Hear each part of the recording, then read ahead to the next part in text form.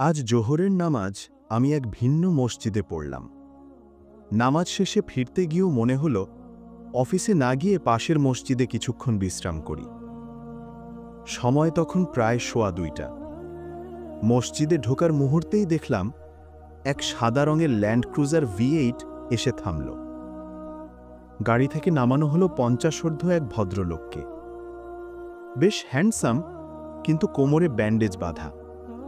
বুঝলাম সার্জারি হয়েছে, ডাক্তার দেখিয়েই ফিরছেন।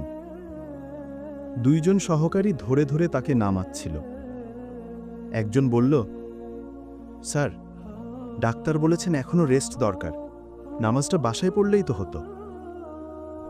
ভদ্রলোক শান্ত গলায় উত্তর দিলেন, না, হতো না, আমাকে মসজিদেই নিয়ে যাও, চেয়ার ঠিক করে দাও যাতে পড়ে না যাই।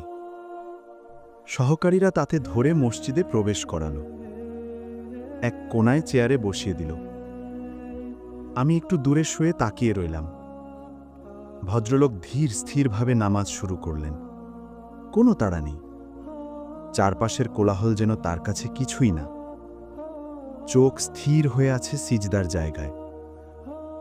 তাকে দেখতে দেখতে আমার চোখ ভারী হয়ে এলো। হয়তো কিছুক্ষণ ঘুমিয়ে পড়েছিলাম।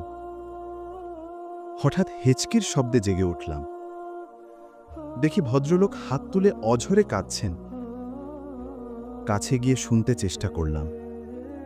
তিনি কাঁদতে কাঁদতে বলছেন, ইয়া আল্লাহ, তুমি কি এতটাই অসন্তুষ্ট হলে যে আমাকে প্রাণ ভরে সিজদা করার অধিকার কেড়ে নিলে?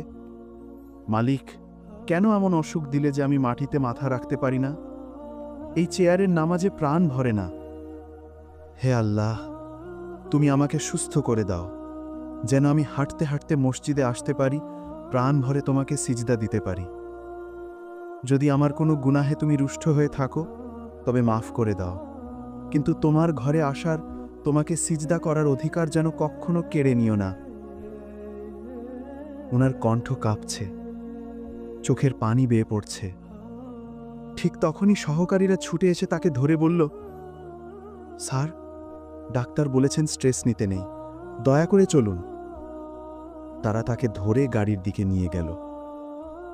আমি স্তব্ধ হয়ে তাকিয়ে রইলাম। মনে মনে ভাবলাম, আমি কি কখনোই ভদ্রলোকের মতো ভালোবাসা, আবেগ আর দরদ নিয়ে নামাজ পড়ি? আমার দোয়ায় কি এতটা মায়া থাকে? আমাদের সবার ভাবা উচিত, আমরা কি এমন অবস্থায় আছি যেখানে ইচ্ছা করলেও সিজদা করতে পারবো না? যদি আজই আমার রব আমাকে বঞ্চিত করেন এই অধিকার থেকে, তবে আমার অবস্থা কেমন হবে?